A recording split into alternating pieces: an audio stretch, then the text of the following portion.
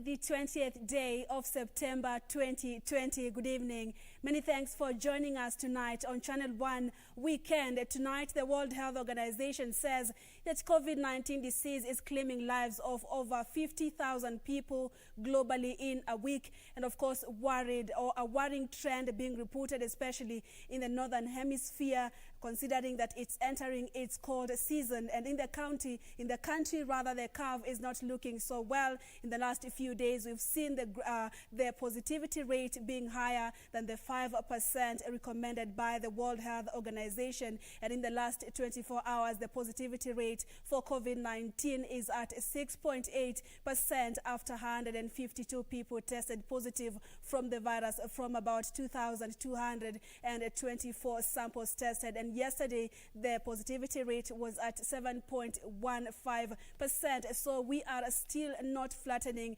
this curve. And what will it take? The COVID-19 still spreading, and a vaccine or treatment for it not seen or not developed yet. Tonight, of course, it's Sunday, and you know Family Matters is on. And in this regard, we discuss matters impact of the COVID-19 disease in informal settlements or slums. About 1 billion people around the world live in informal settlements, and this is about 1 in every 4 people of the world's urban population. And as governments adopt different approaches in response to this pandemic, including lockdown restrictions, social distancing, and personal hygiene, how are these restrictions or approaches applicable in informal settlements or slums? That forms our discussion tonight. You can weigh in by talking to us and using the hashtag Family Matters KBC at Purity_Museo and at KBC Channel 1 News. Our guests are already here in studio, but we begin our broadcast with the day's highlights.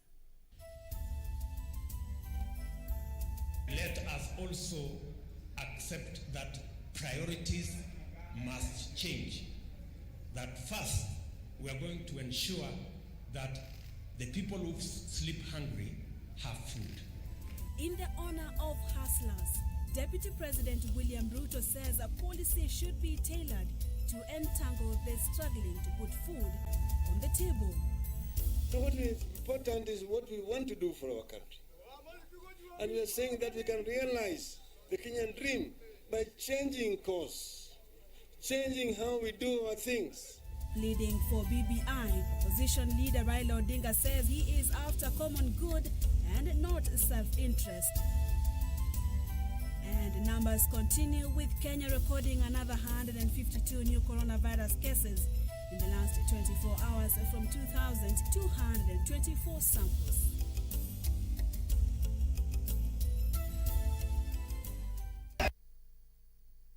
Welcome to the broadcast. My guest tonight on Family Matters is Beatrice Ottawa, who is the Programs Officer at Polycom Development Project, a community-based project in Kibera that deals with the needs of people living in slums, especially women and girls. And we also have Salome Wambui, who is a peer mentor. And of course, the fact that schools were closed in March, she chose not to just sit back, but educate her peers on why they need to follow some of these guidelines on COVID-19. So do join us on that conversation that will be coming to you live later with the hashtag Family Matters KBC, and you can tweet us at Purity_Museo and at KBC Channel 1 News. My name is Purity Museo. Byron Abuli is our sign language interpreter tonight. Let's get started.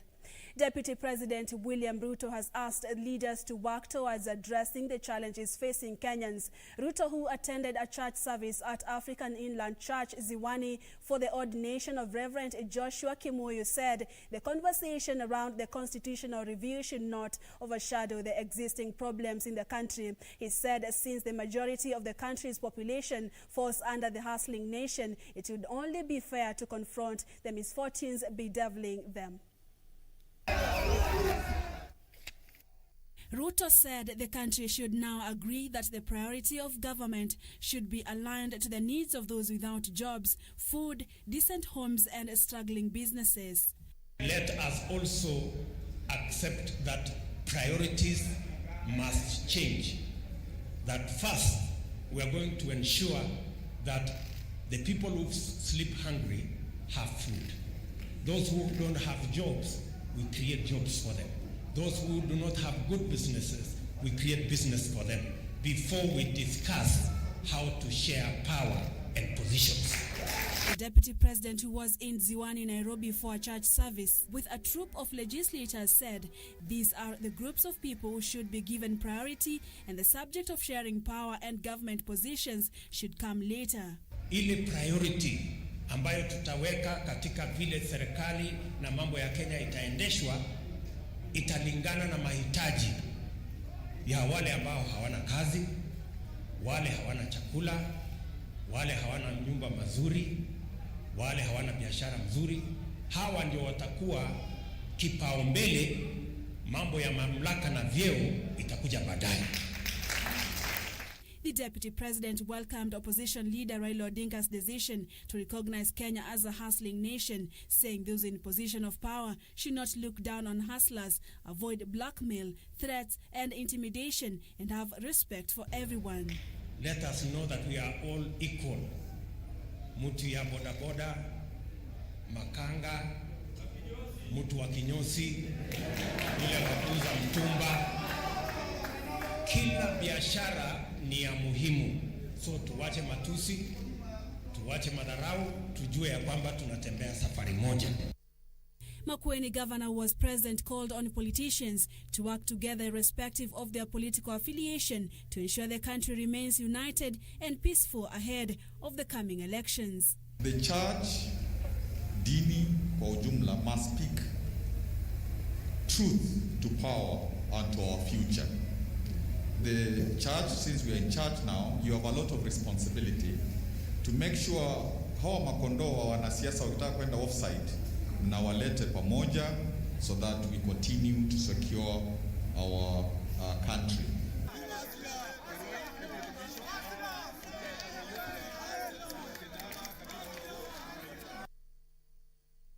And while in Kisumu County, ODM leader Raila Odinga now says his desire for the actualization of the Building Bridges initiative is not driven by selfish motives. Raila says he has already served as the country's prime minister and he is not yearning for a government position. Raila spoke as he drummed up support for the Building Bridges initiative in Kisumu County. ODM leader Raila Odinga continued with his push for the actualization of the Building Bridges initiative, saying it was the only avenue to address historical injustices and perceived exclusion by some communities from the national cake. Other people are more concerned about what you get out of that cake. Nobody is addressing how to expand that cake. And that is what me and Uhuru Kenyatta are trying to address today. Raila, who was in Kisumu, declared that his push for the document proposals was not driven by his desire to create position for himself, but the need to address long-seated challenges that have kept the country on the brink each electioneering period. We first defined the problem and we identified 9 specific issues which we felt that if these are resolved, then we are in the process of resolving the Kenyan problem. Because Kenya continues to remain a promise waiting to happen. Raila said he has already served as the country's second premier, and as such no position will excite him to push for personal interest at the expense of the greater good for the Kenya. Raila Odinga is the son of Oginga Odinga. Jaramogi, son of Odinga, son of Raila. So what is important is what we want to do for our country. And we are saying that we can realize the Kenyan dream by changing course, changing how we do our things. The opposition leader was meeting ODM officials and supporters in Kisumu just a day after he held a similar drive in the South Rift at the home of the NAT Secretary General and ODM nominated Member of Parliament Wilson Sossion. We can actually transform this country into a biblical canon by realizing the dreams of the founding fathers of our nation. And that's why we said it can be done. And I told Uhuru, let us forget about what has happened. Yaliyopita sinduele. His visit also comes ahead of a planned visit by his political nemesis Deputy President William Ruto. The party has welcomed the DP to the region, but with a caveat. Aya order. Wadu waroni wanyisu ni wankaka wabunge. From politics to the schools reopening debate, Kenya National Union of Post-Primary Education Teachers KUPPET is calling on parents to prepare to take their children back to school sooner than January next year.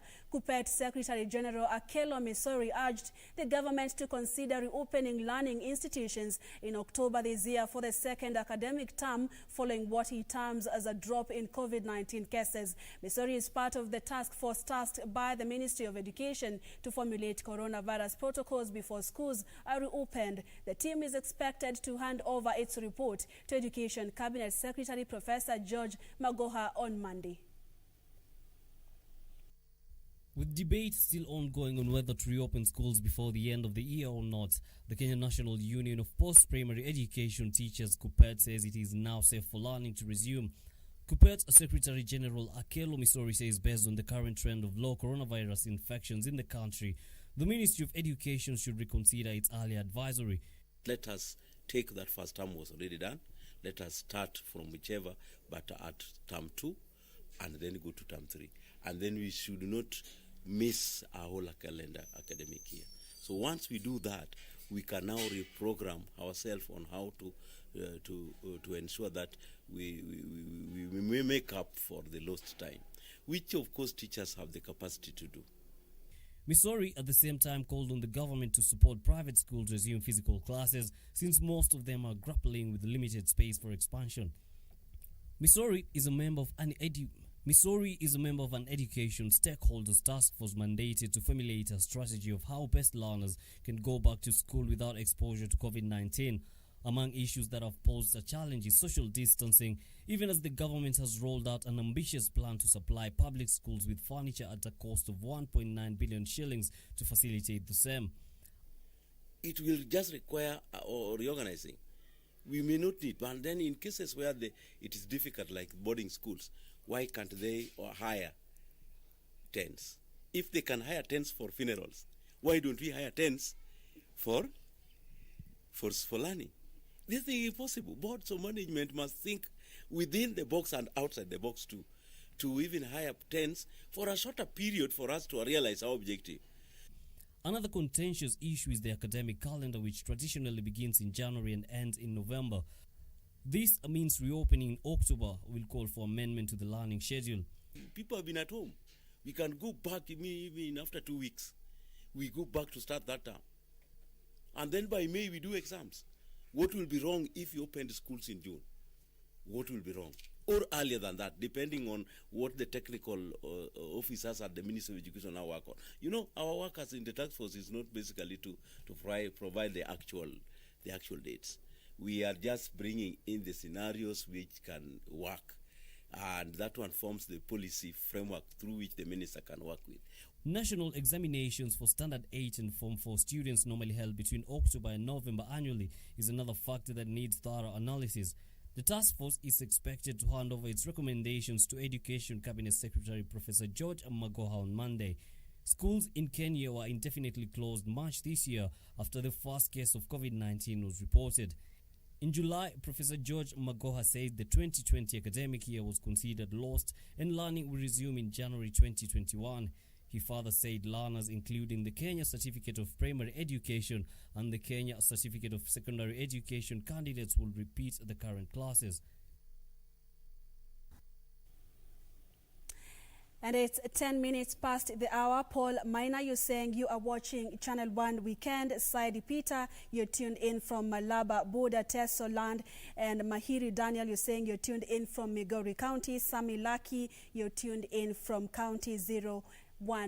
So tonight on Family Matters, we want to focus on the impact COVID-19 has had or is having on the informal settlements or slums, and some of these restrictions that have been put in place to curb the spread of COVID-19, including social distancing and personal hygiene. How applicable are they in the slums? That's our discussion tonight at Purity_Museo and at KBC Channel 1 News. The hashtag to use is Family Matters KBC. Kenya has recorded another 152 coronavirus cases in the last 24 hours from 2,224 samples. The latest numbers increased the national tally to 36,981 of people infected since the country recorded its first case on the 13th of March this year. 2 patients died in the same period, and the country now has 648 fatalities. The Ministry of Health has announced 152 new cases of the novel coronavirus recorded in the last 24 hours, pushing the country's caseload to 36,981. The new cases are from a sample of 2,224 tests and push the total number of cumulative tests carried out so far to 516,706. 135 of the patients are Kenyans, while 17 are foreigners. The youngest patient is a 3-year-old child, while the oldest is 89.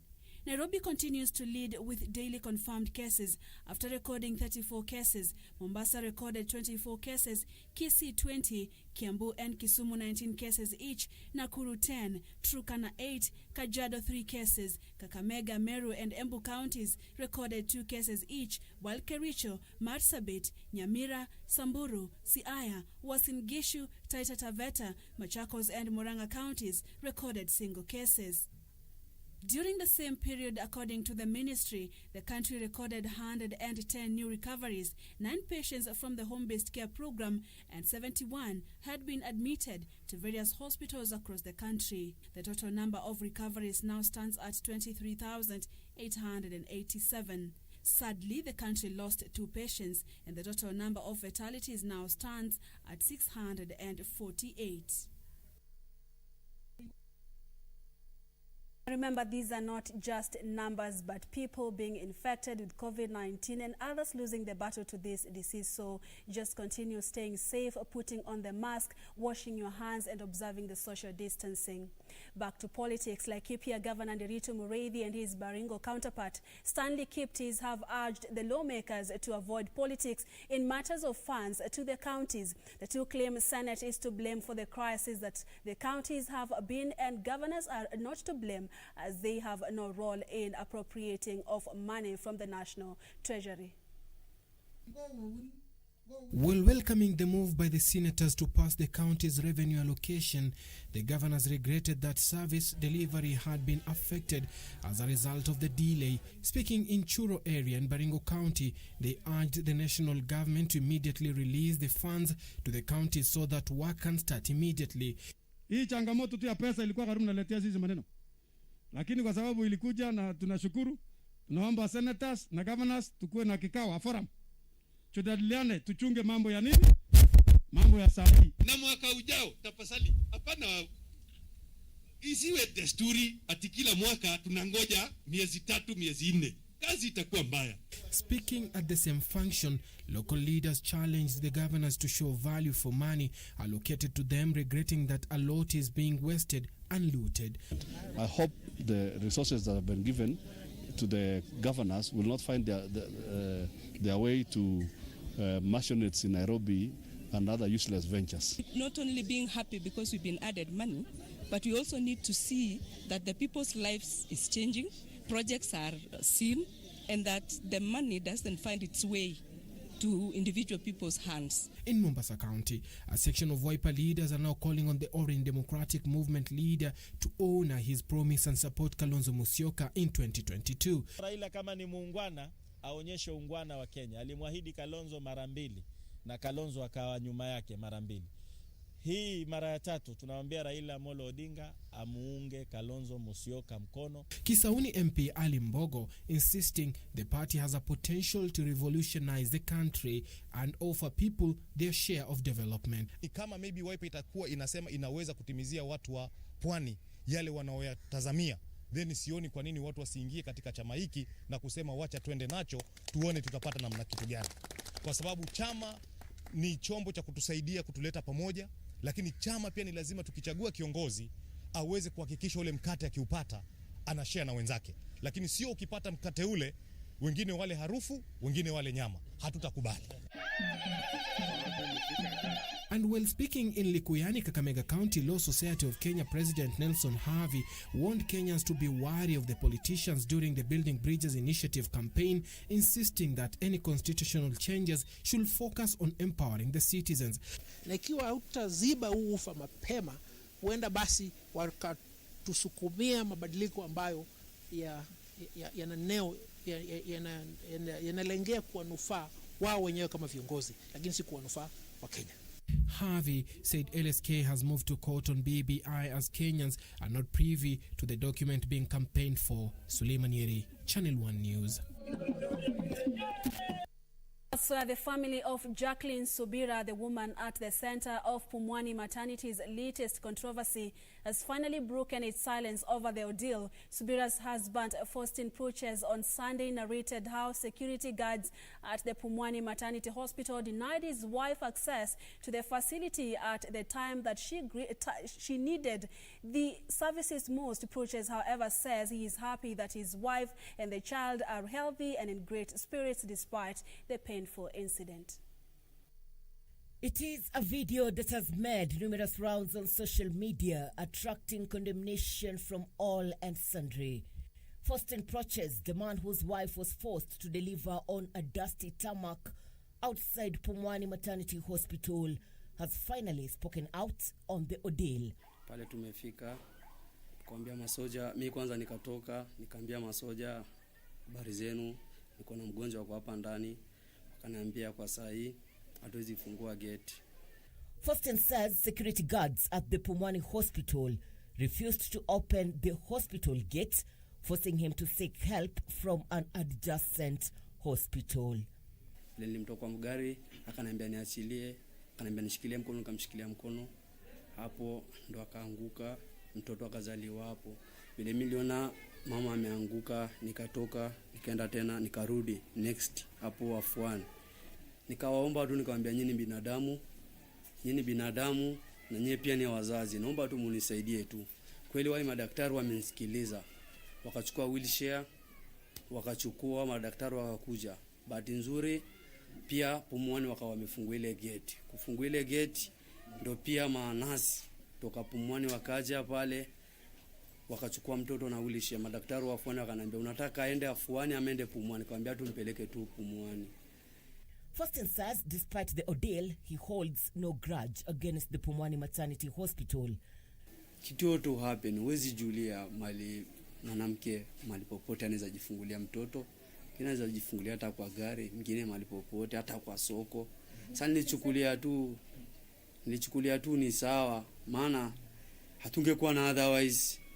The Nairobi Metropolitan Services says the 13th September incident could have been avoided and has put in place a raft of new measures to ensure effective service delivery at the Pumwani Hospital. And we will accept nothing short of them giving every single citizen in Nairobi quality. They have to respond in time and they have to be available. And that's one of the things that we are dealing with. Faustin says his family hopes the 13th September incident can bring some much-needed reforms in the management of patients in the country. He says his wife and child are both healthy and in great spirits. It's been a learning curve for not just Pumwani but all the hospitals in the country. Irene Mchoma Odem, Channel 1. Elsewhere, 24 years ago, a young lady left her home in Kiambu County for a church fundraising mission in Nairobi, never to return. The family of Elizabeth Wanjiku, who was 20 years old at the time of her disappearance, is still hopeful she will find her way back home. At the same time, they are appealing to anyone with information on her whereabouts to contact them. One Thursday in August 1996, Elizabeth Wanjiku left her Kiambu home for Nairobi on a noble mission. The third-born child in a family of 11 was headed to the city for a church fundraising mission and was expected to return home after 2 days. 24 years later, her family at Nyakaba village, Juja sub-county, is still waiting. Alipokwenda hajarudi hata wa leo. Sijamuona tena. Her father, John Kinothia, says over the years they have heard reports of Elizabeth being sighted in Mombasa, and they believe she may have been lured by the allure of the coastal city. George Njoroge was 10 years old when his sister disappeared and says her return is the only way the family can find peace. Hata naona wazazi kuanzia tuanze mambo ya Wajiko, tukitanja hayo maneno ya Wajiko, hata wengine naona sister zangu wamechange, wengine wanagonjeka. So ikawa hiyo kitu imekuwa ni jambo ambayo imetukera sana katika familia. Tunakuhitaji Wajiko, hata vile uko sisi tunakupenda, sababu tunakupenda zaidi hata ukiwa na kitu na ukiwa hauna. Vile uko wewe ni sister yetu, wewe ni mtoto wetu na tunakuhitaji. Hata wale wakujui anakupenda. Sasa ukikuwa hapa hali utoke tuone wewe. Sasa tukikuona tunafurahi sana. The family has since formed a committee to help in the search of Elizabeth. Her photos have been widely circulated on social media and to the police with the hope of positive feedback. Anyone with information on Elizabeth's whereabouts can reach the family on mobile number 0797 144 616. The number once again is 0797 144 616. Irene Mchuma Odim, Channel 1. And if you have seen her anywhere, then you can reach the family through the number that Irene has really was displayed right at on your screen. Or you can also reach out to us, and we'll be helping you know how you can get to that family. Time for us now to take our first commercial break. Don't go too far. We still have plenty more to come, including our interview tonight on the impact of COVID-19 in informal settlements or slums. Stay tuned.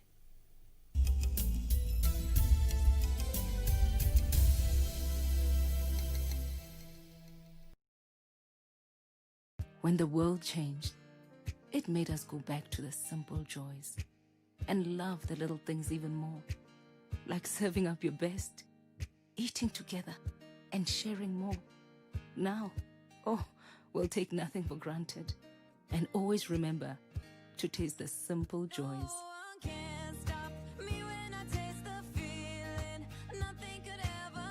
Coca-Cola. Taste the simple joys. Tonight on KBC Channel 1. Mrs. Rebecca is finally back home where she belongs. You're coming with me, you're free. What are you up to? Do you want to punish me for what I did? What do you want me to do? Tell me. Blah, blah, blah, blah. I'm not Gonzalo. I'm his brother. On the next episode of Ashoka. So many of them. You just move aside. Otherwise you'll be hurt.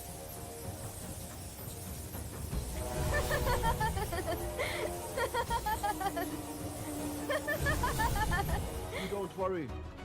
Just like you, I also believe that you haven't changed.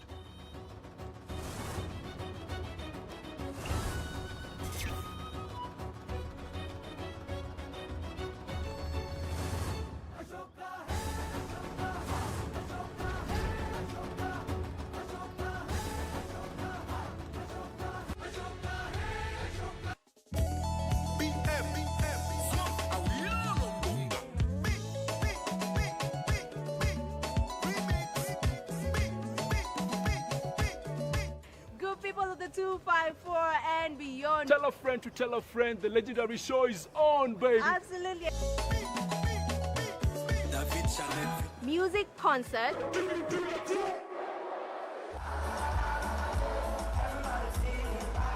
Pull it up, pull it up, pull it up, pull it up. And it's a feeling in my heart.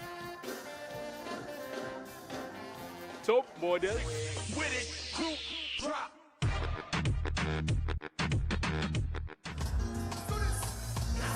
This vibes plus so much more. Join us Every Monday at 10 p.m., baby. KBC, in collaboration with the Kenya Institute of Curriculum Development, is broadcasting enhanced out-of-class learning on radio, television,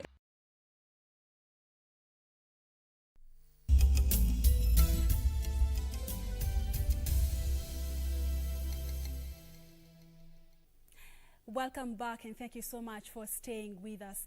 A group of young people in Gatundu North constituency in Kiambu County have pooled resources and secured a 1-acre piece of land for construction of a rehabilitation center for drug and substance addicts. Now, christened Mary Help Mission Rehabilitation and Counseling Center, the facility is expected to serve hundreds of youths in the region who have fallen victim to the social vice. The lives of hundreds of youth from Gatundu North constituency in Kiambu County are said to be wasting away following addiction to illegal drugs and substances. Health professionals in the region are concerned by the increasing uptake of illicit brew, narcotics and stimulants such as gat, muguka, kober, shisha, changa and cocaine. Kamwangi, Gatukuyu, Gitwamba, Gakoye and Mangu villages are among areas that have been identified as hotspots. Parents are now worried about the future of their children. Hata vijana ambao walika wa miaka 25 ama chini ya hiyo wakitembea kwa barabara kama, na ukiangalia vizuri utaona ni watu wamepoteza mwelekeo ama hawana akili zao sio timamu. Magonjwa imewashika lakini ni utumiaji wa mihadarati. Kulikuwa na hii tunaita tobacco na pia kubel, lakini saa hii hiyo kubel na tobacco imeongezewa ingine about cocaine yenye tunasikia iko kwa wingi huku kwa market. Kulingana na maoni yangu ya kwanza ni kukosa kazi. Wakati watu hawana kazi, utaona wanaume wengi wanatokea tu hawana kazi. Na nikataka kuomba kama ikiwezekana ni vizuri tutengenezewe industries mahali watu wanaweza kuwa wanafanya kazi. Anajua akimaliza form 4 akimaliza college yeye ataingia kwa kazi. Those who have recovered from addiction like Samuel Njenga are urging the government to intervene as the issue cannot be handled by communities alone.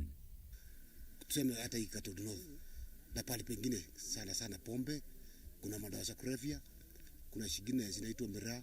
Kwa hivyo sasa hiyo vitu yote ikiisha, sasa tukiingia hii rehabilitation sasa itasaidia sana. Sasa wengine wetu tutapata nafasi ya kufanya kazi.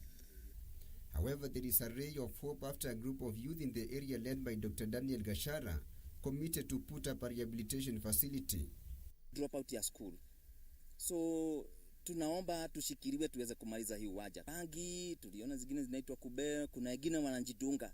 Juzi tulipata vijana wa kadhaa na tukapata hizo mashindano zao, lakini tulijaribu kuwasaidia. Na sasa hivi tunawasaidia wengine, tuna put on treatment. Lakini hao wanapaswa kuwa kwa ward. Ni vile wana resist. Wanasema hawataki kwenda pahali pengine. Sasa hivi tungekuwa na pahali tumejenga kama vile tuna propose 5 floors. Tujenge floor 5 hapa, wao wanaigia watu wagonjwa kama 30 hivi. Hiyo ndio minimum tunaweza chukua, waweze kuwa wanarehabilitatiwa hapa ndani kwetu. The group has acquired a 1-acre parcel of land and construction of the Mary Help Mission Rehabilitation and Counseling Center will commence soon. Elsewhere, a large number of residents in Wajir and Mandera counties who are predominantly pastoralists are now embracing horticulture following the launch of irrigation projects in the region. Residents of the two counties have embraced irrigated agriculture by utilizing community water pans and boreholes constructed by the National Irrigation Authority.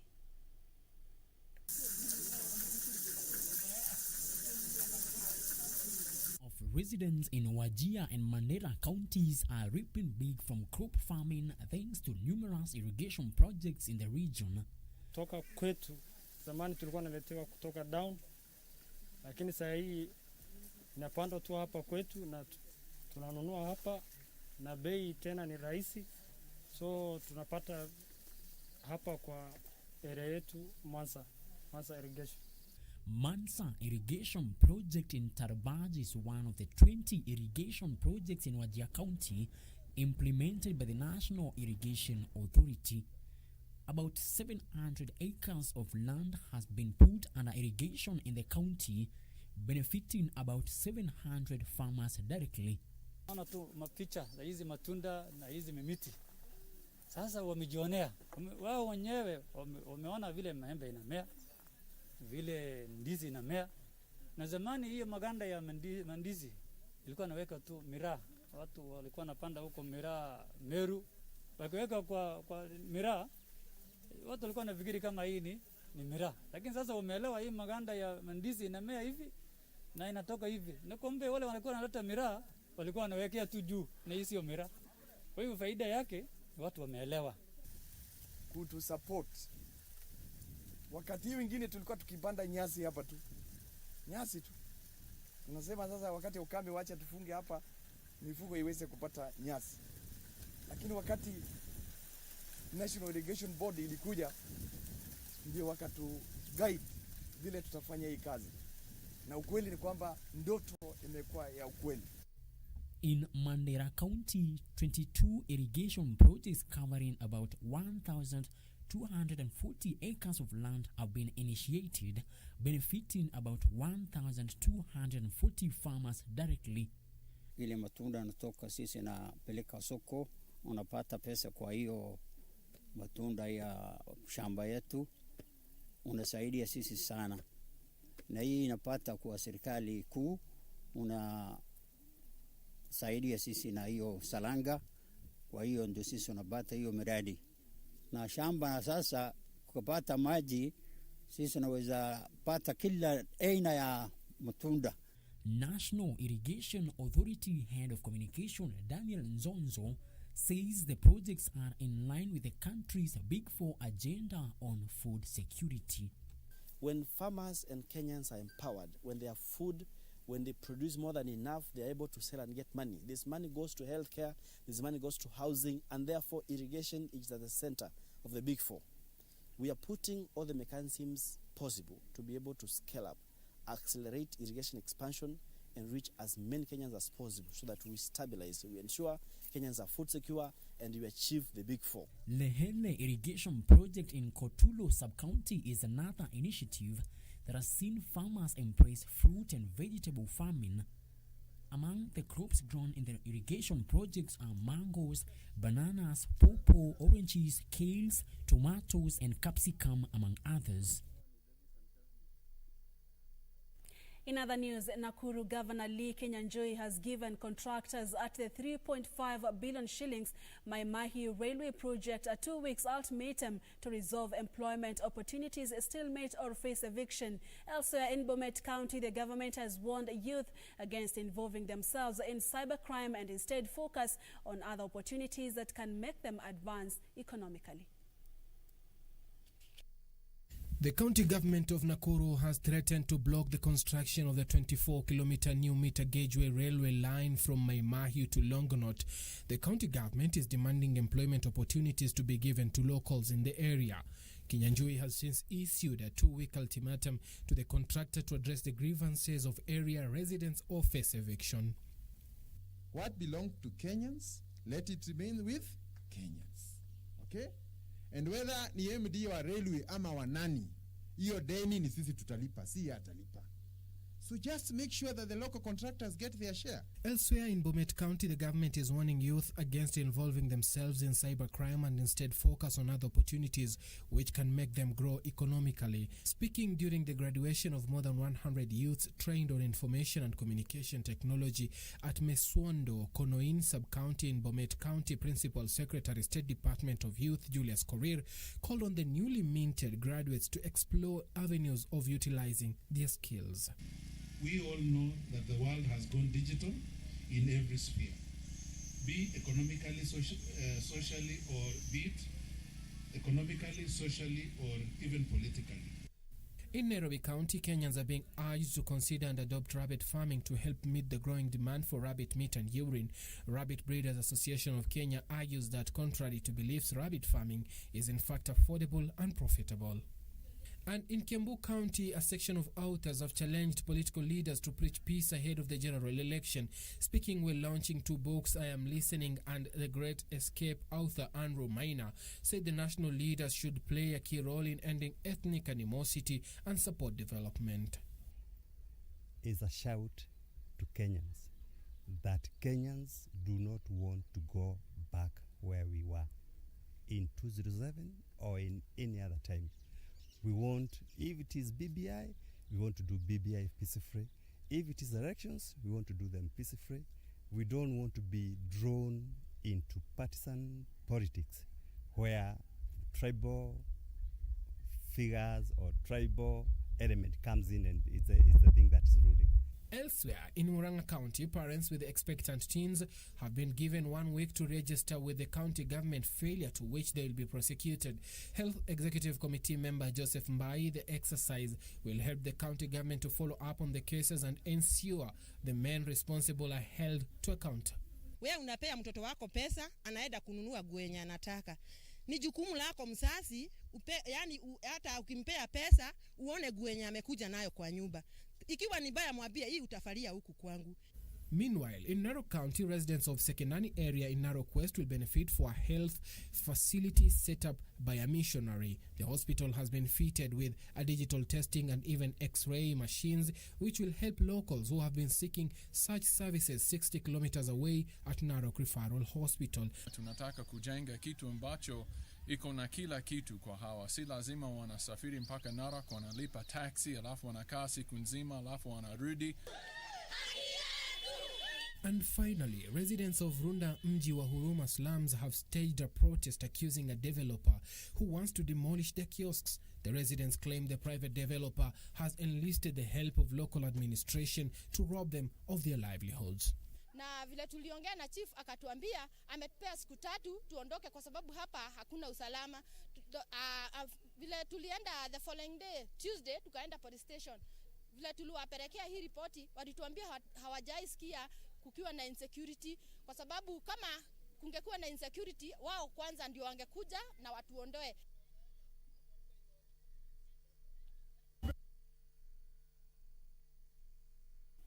Crossing our borders, police in Kampala, Uganda are investigating the cause of a fire that gutted an iconic building at Makerere University, one of Africa's oldest and most prestigious universities.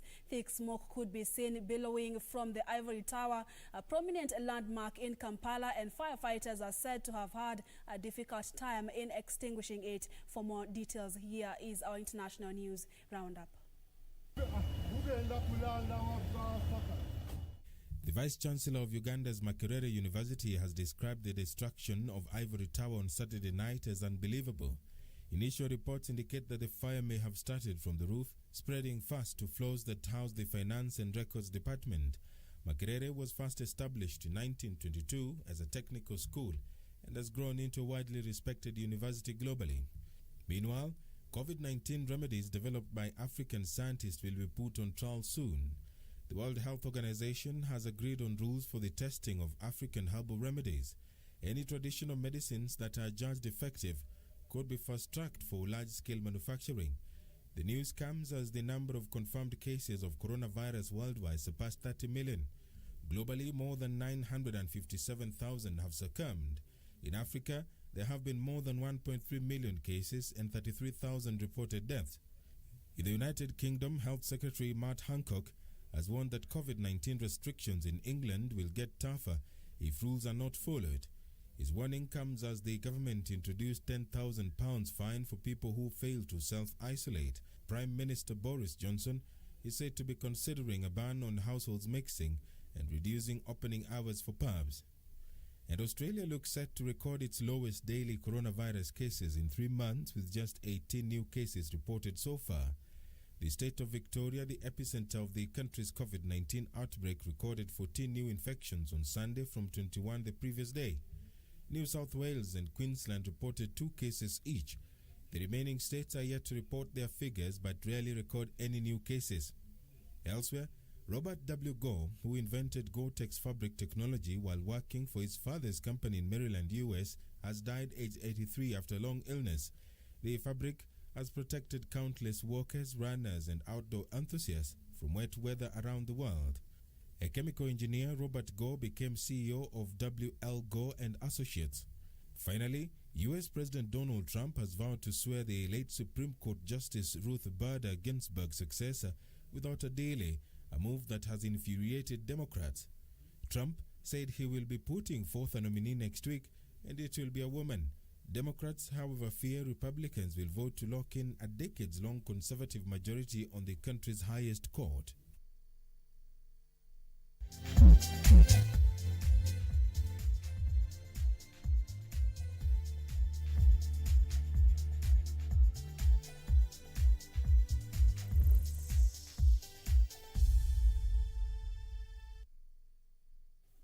In sports, the Football Kenya Federation aspirants Lodvik Aduda and Tom Alila have lauded the Electoral Board for good preparation and organization in the just concluded county elections that were held yesterday across 21 counties. The national FKF polls are scheduled to be held on the 17th of next month here in Nairobi. Lodvik Aduda will be competing against the incumbent FKF chairman Nick Mwendwa in the upcoming national elections. We'll make a decision. I believe the Kenyans really know what some of us are capable of doing or have been doing, and will do at the end of the day, because if it is a representative democracy, people have their minds. What we did not want to do was to give, the incumbent an easy ride by not presenting our nomination papers, taking cue from the fact that once bitten, twice shy.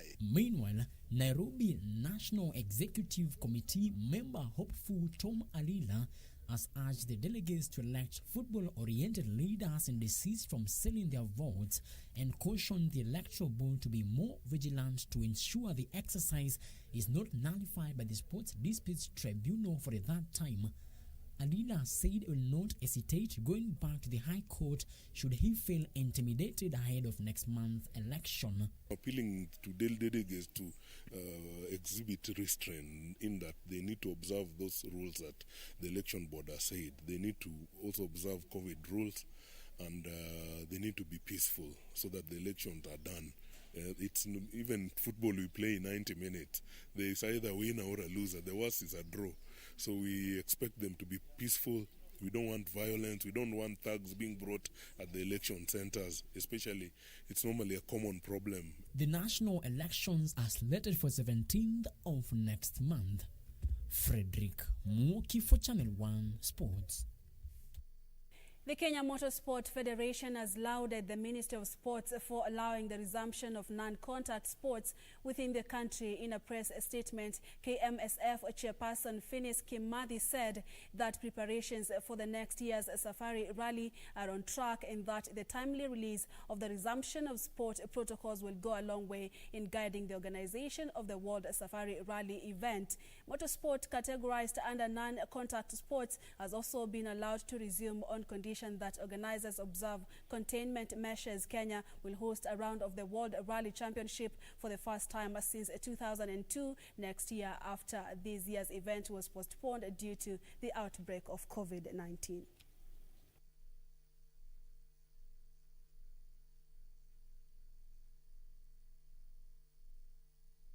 And Son Heung-min scored 4 goals in a stunning display as Tottenham scored their first English Premier League win of the season by coming from behind to thrash Southampton 5-2. South Korea international combined with Harry Kane for all of the 4 goals as Spurs took control after Dunning's fine finish from a tight angle had given Southampton a first half leg. Ings converted a penalty in stoppage time, but it was a sent consolation as Southampton slammed to their 3rd consecutive defeat in all competitions.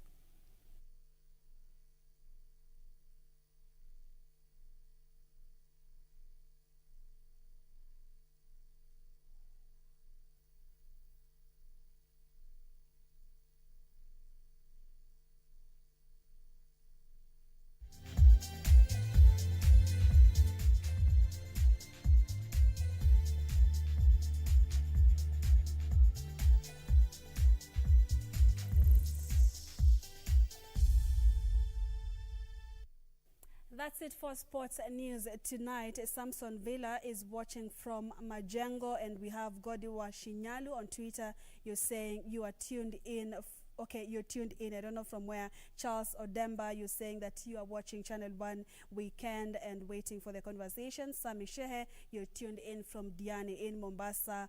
Andrew Njega from Kisumu County, and George Musioki, you're watching from Mombasa County. So what is the impact of COVID-19 in informal settlements or slums? Remember, these are places struggling still with the issue of poor infrastructure, hygiene, and so the social distancing. How possible is that really in our people in slums protecting themselves and staying safe from COVID-19? Our guest tonight, we have Beatrice Ottawa, who is the programs officer at Polycom Development Project, and we also have Salome Wambui, who is a student and a peer mentor during this time that schools are closed. They'll be telling us what exactly they are doing to help in protecting people living in informal settlements. That discussion coming your way shortly after the weather forecast. See you on the other side of this break.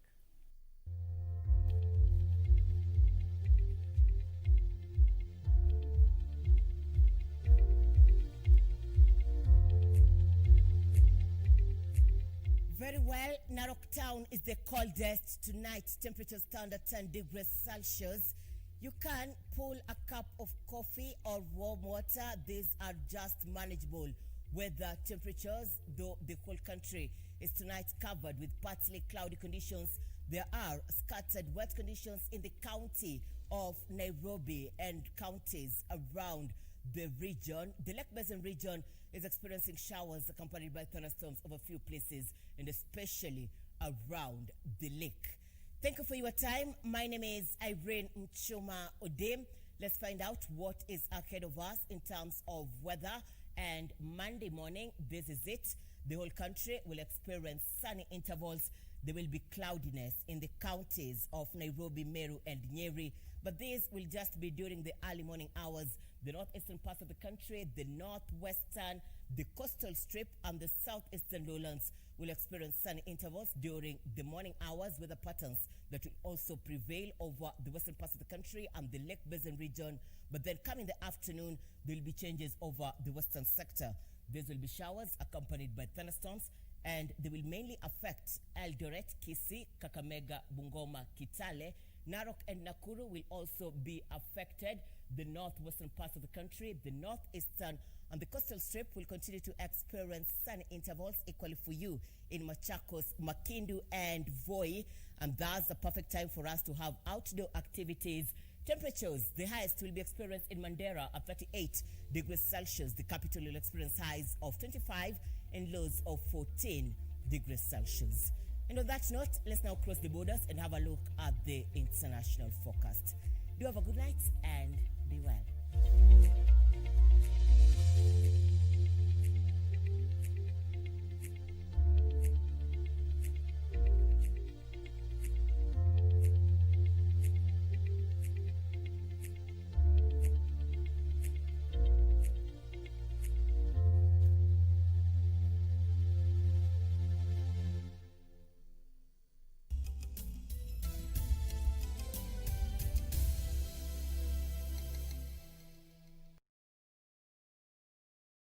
Excuse me, who is this trying to call me with his gadget? Please, before you call me Professor Ouma, you should have a telecommunicative device. My friend, we professors, we do not walk, we locomote. We do not drive problem boxes, yani probox. To get Professor, bonyeza star 811 star 759 hash. Dial star 811 star 759 hash.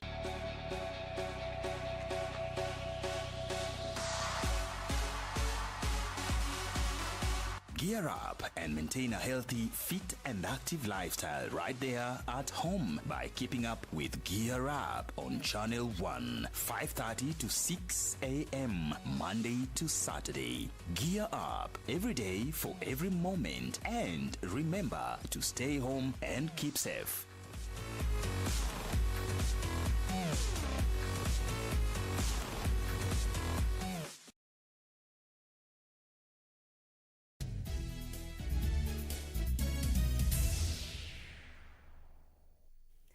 Good evening, and thank you so much for joining us on this episode of Family Matters.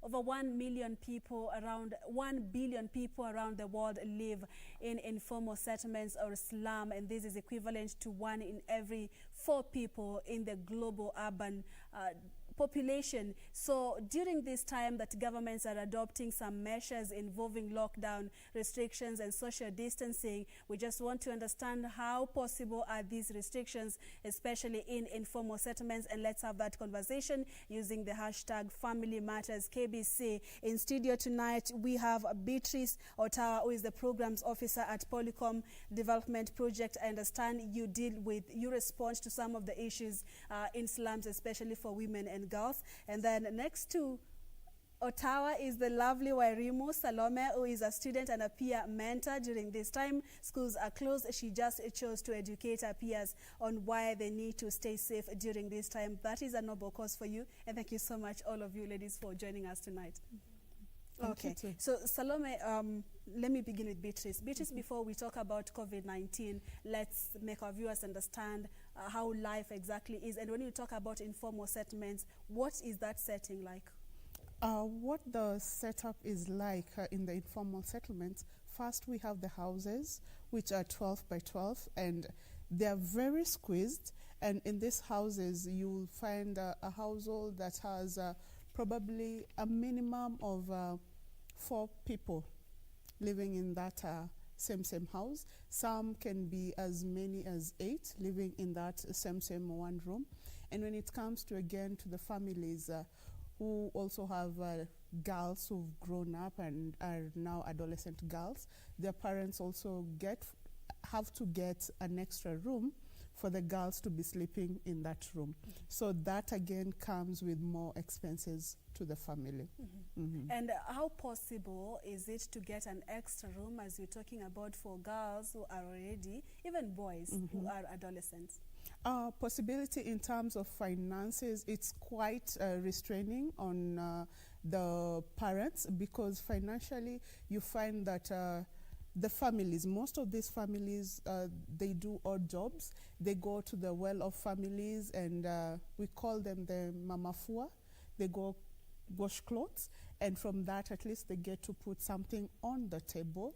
For some, they go for the kazi za mjengo, and with that they're also able to sustain their families. So you find that these houses, they vary.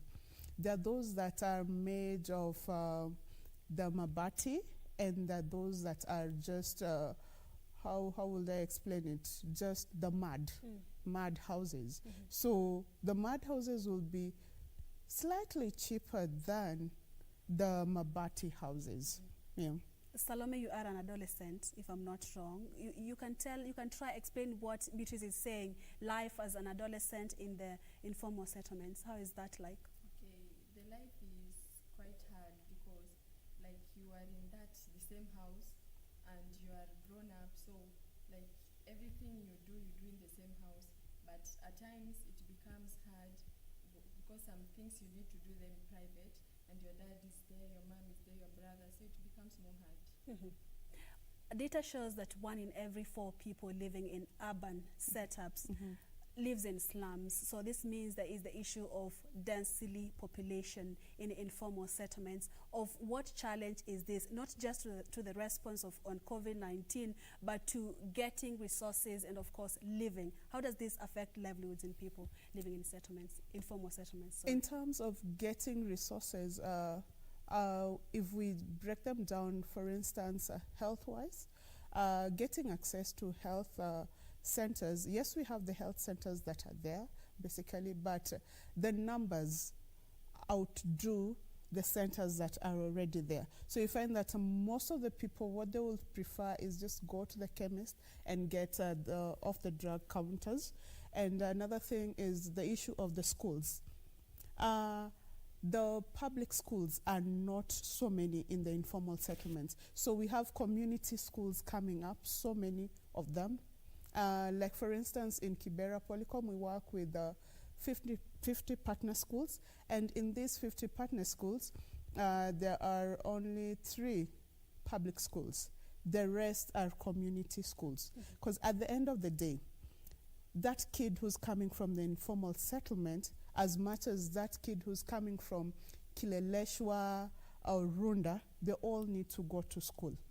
So he'll go to school, a school that doesn't have all the necessary resources that are needed in that school, but at the end of the day, the joy of that kid is to get an education just like the rest of every other child in the country. Salome, where do you go to school? And is what Beatrice is saying that people who go to school, especially in informal settlements, don't get every necessity that other students or pupils in other schools get? Is that a challenge to you? Yes, because like when I was in primary, I was in a private school, Museo, but we used to go for like mathematics contests in public schools, and it was really hard because the students in public school, they are more squeezed, and their numbers outdo the numbers of a private school, so it's kind of squeezed. Yeah. And actually both Beatrice and Salome are based in Kibera. Yes. I forgot to say that.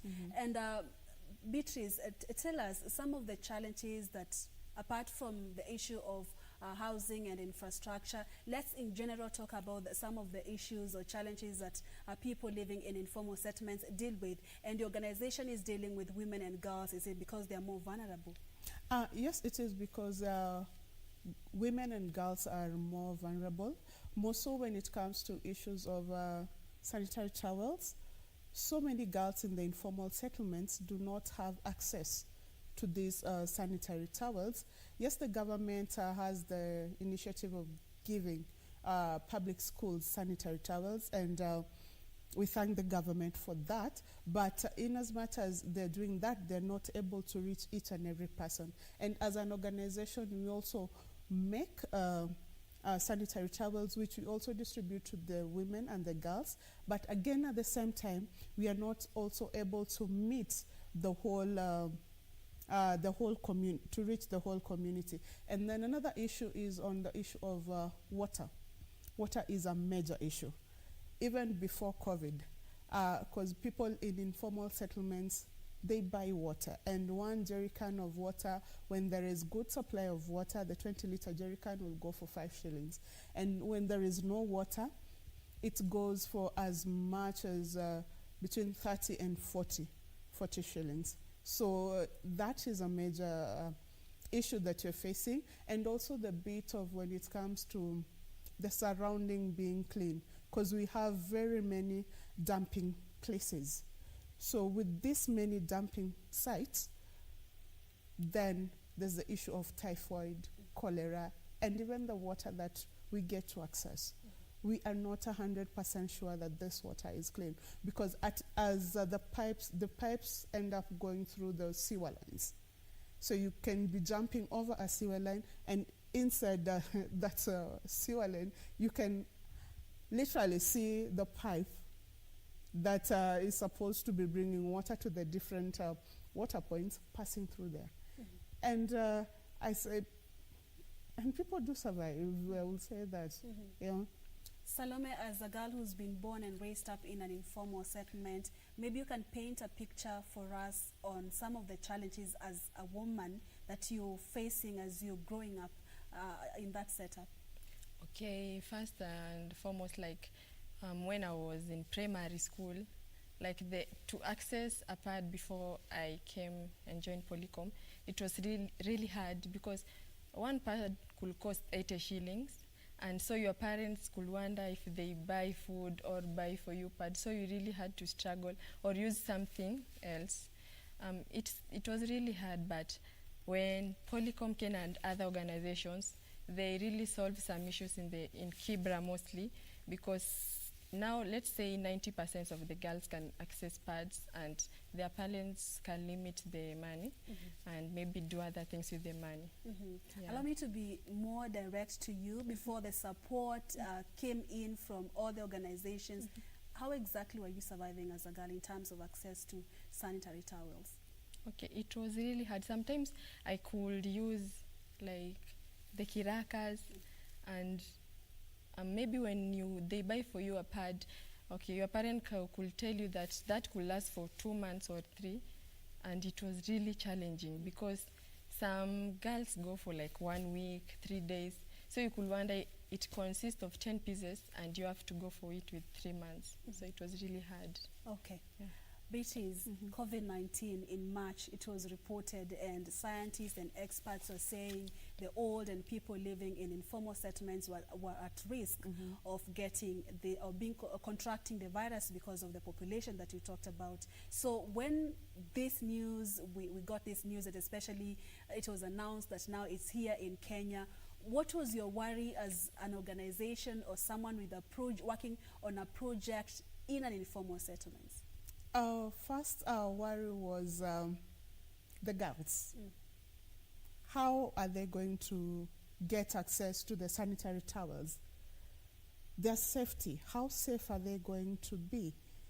And then something else, are we going to lose people? People that we've known, girls that we've known due to COVID-19. And then the other issue was the bit of water. We lack water. So the government is telling us we need to wash hands a number of times. And yet the water that I'm supposed to even be using at home, I don't have it. So the question would be, where am I going to get this water from? Yeah. Salome, I'll ask you the same question. COVID-19 is here in Kenya, and reports from the minister are coming out that people living in densely populated areas, especially in informal settlements, are at a higher risk of getting this disease. What was going through your mind? And at that time, were you in school or at home? Okay, the day that they announced that COVID has arrived in Kenya, I was in school. So we came back home, but we didn't know when we were going back to school. So the question was, like, that informal home, you have to study, and it is a one home. Okay, your parents need to watch the TV, you have kids. So it was really challenging for me to get a time to study. And like, if we say that you just wake up at 4, like the usual time at school, so you don't have to light on the electricity because it will distract your parents or something. So it has really been challenging, and yeah, challenging to me because the time of getting to study at home, it's not efficient. Yeah. And were you scared that because now people living in informal settlements have been cited or listed as being at a risk, were you scared that you could get the virus, you know? Yeah, I was scared because there's a time that they said Kibera was now the victim. Yeah, I was really scared because you couldn't stay with your friends. You had to keep social distance, stay at home, and the same people are the people you grew with. So it was really hard. Yeah. I'll get back to you and ask you how you are protecting yourself. Okay. But Beatrice, then there was the issue of the protocols, you know, social distancing, staying at home, wearing the mask. There's hygiene, again involving water, and you mentioned the issue of social distancing because of the population is a bit difficult. Let's begin with the social, I don't know, or even water. Let's begin with the, when these restrictions were announced by the government that you need to stay at home, keep the social distancing, what was going through your mind that this may not be possible in this setup? Okay, what went through my mind at first was stay at home. Stay at home, what will I eat while I'm staying at home? Because most of this, the larger community in the informal settlements, they earn daily. They get their daily wages. So telling them to stay at home, that wasn't going to work. And then social distancing. For instance, with the houses, this is my house, my neighbor's house is just next here, and the other neighbor, we are facing each other. So social distancing was next to impossible. Because even in the corridors where they walk while they're going home, you won't tell someone to, you guys just stop there as these people pass. No. At one point, we'll just have to be converging, have converging points. And it's been really hectic, and also on the issue of masks, because when the masks first came, not so many people knew the funders. Not so many tailors knew how to make it or how to design it.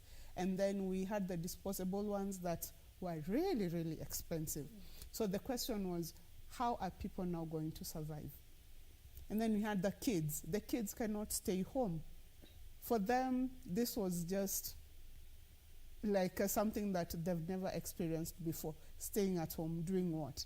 And the only person that they will sit down and listen to will be Mutahi Kagwe, who everyone else had termed as the COVID guy. So kids are all over the place. They're not staying at home. They have nothing. They have nothing to do. So, and in the process, so many things end up happening. And then with the issue of water, we even had the area wards admins forcing each and every person, if you had a shop, to have a hand washing station in front of your shop. And if you didn't have it, there were threats of the shops being closed. The first few weeks, people did comply. Even if you would go to Mama Mboga, they will not allow you to touch the tomatoes. But with time, there was that bit of, okay, no one is dying in Kibera, so this thing, it's not really there. It's just for others. And the others being those guys who stay in Kilimani, Runda, and wherever, but not amongst us. But again, when we started hearing that prominent people whose opinion are held close to the youth heart were taken in for quarantine, and then people took a back step and started thinking, so this thing is real and it can get anybody. But in as much as it can get anybody, but at the end of the day, we need to put food on the table. So we need to go and hustle. So even when it came to issues of the curfew time, because in the evening is when most people will do their sales. The mama mbogas, those who prepare chapatis on the roadside. But now with the curfews, now the businesses came to a standstill. Right. It must have been very disturbing for you, Salome, when you heard that Kibera was now one of the hotspots of COVID-19. Tell us more about that. Okay, the day I heard that, so we were more specifically at this time you should get into the house, and we had the police. They could throw tear gas, they could beat the poor outside.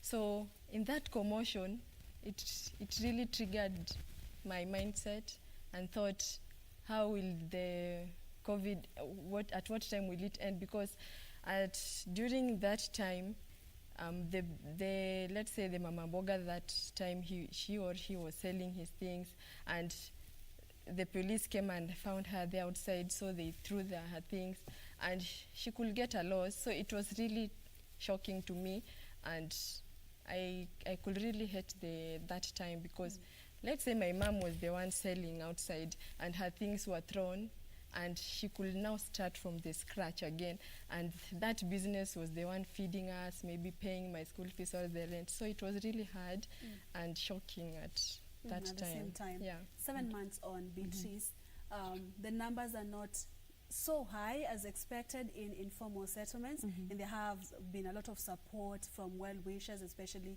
on the distribution of masks, hand washing points.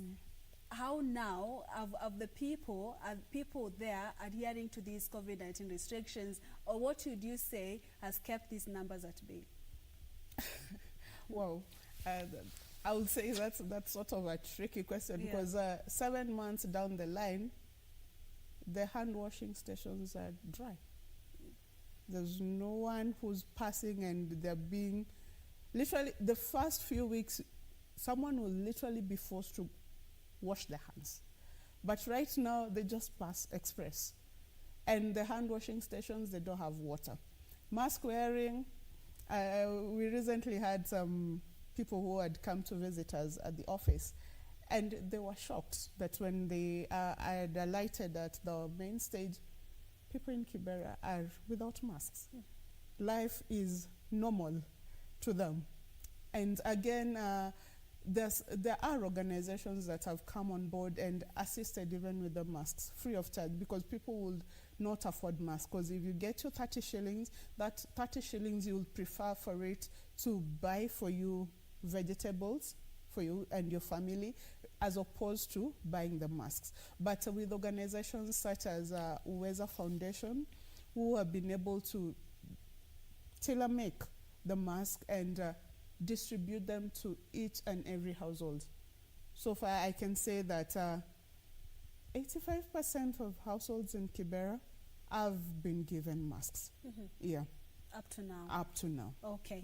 And Salome, let me now get to your project, what you're doing currently. You are mentoring your peers. Is it because of what you just said, that the numbers are increasing and of course businesses are being affected? Let's talk about your project. What exactly are you doing? Okay, I do mentorship program to my fellow youths or girls, and what inspired me to start it, because the mentors who used to mentor me when I was in primary could inspire me, and sometimes they could call me in front also to give something or mentor the other people that you were in the same room. So that could inspire me, and each and every time I got an opportunity or a free time, I could go to the office, ask what I can do or something I can do. So they gave me an opportunity to also mentor other girls. So they are the people who inspired me and gave me the platform to start it. Yeah. And what exactly, how are you mentoring them? Is it in regard to education, staying safe? What does a program or project involve? Okay, it generally deals with both. It can be life skills, how coronavirus has infected them, and how school stuff like that, and sharing how their lives have been since the day we came back from school, sorry. So it's generally all the same, yeah, everything. Since you came back from school, that was in March. Tell us how that is. From March till now, you're still at home, living in an informal setup. What challenges are you encountering right now as a student now? Okay, let's say that I've stayed home for 7 or 8 months, of which I could be in school, I could have learned a lot.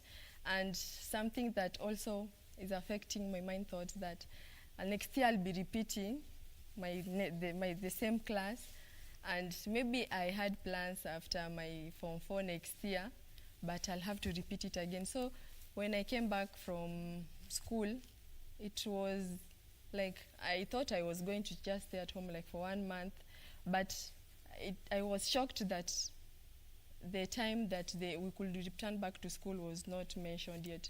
So it was really hard to get the time to study, the time to do with home stuff, the time to also get time for your peers and all that.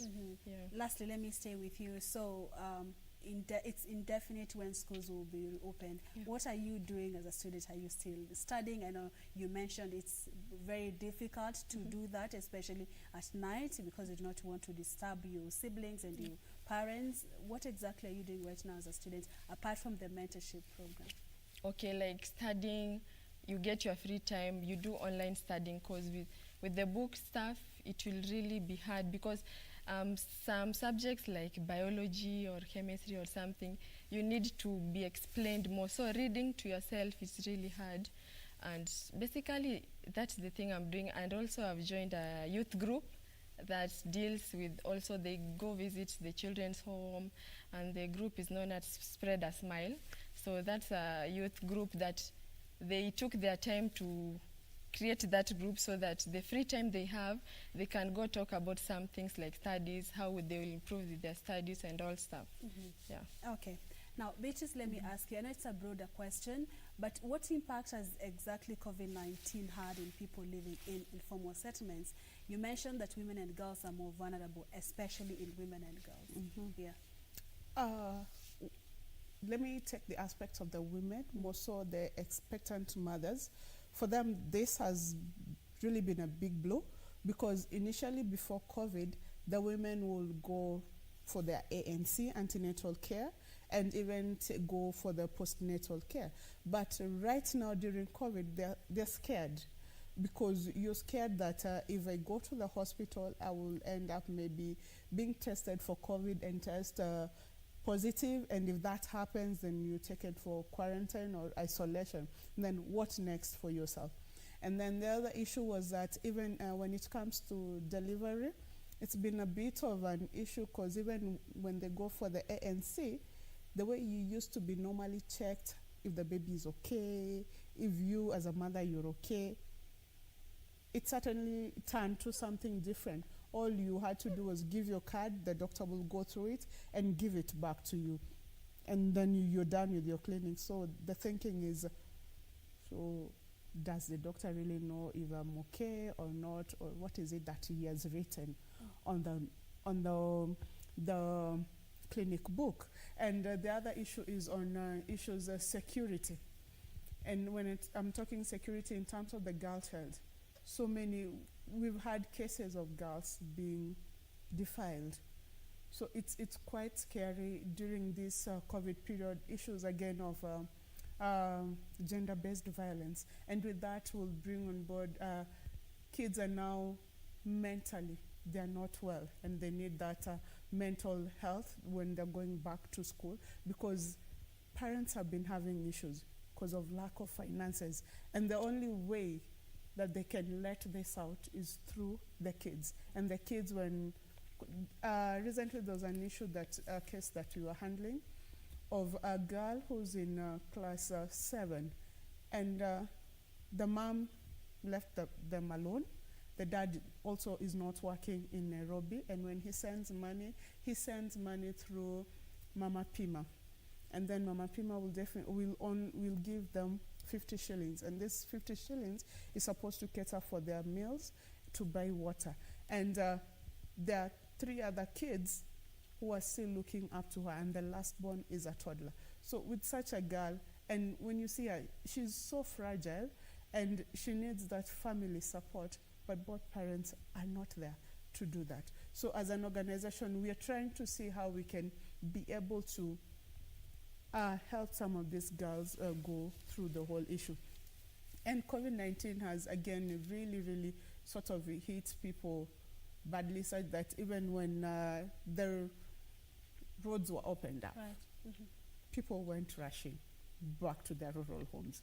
Because here you are staying in someone's house, and you've not paid rent for the past 3 months. So the landlord will come, either break the door or lock it with 3 or 4 padlocks, and you're left outside there with your kids. So the impact has been very, very severe, and also on the bit of employment. Because with COVID now, the mamas who used to wash clothes can no longer go and wash clothes. Hence, they're not able to put food on the table. And the girls are now being requested that you're old enough, you can also go and look for money and put food on the table. And where are they going to look for that? It's probably from the men who are out there. You'll go selling yourself so that you're able to put food on the table for your family. Yeah. From what you've said, Salome, the challenges that you've encountered, especially as a student, you were not able to study. What do you think should be done maybe to have a level ground between you and the other students in the other parts of the country?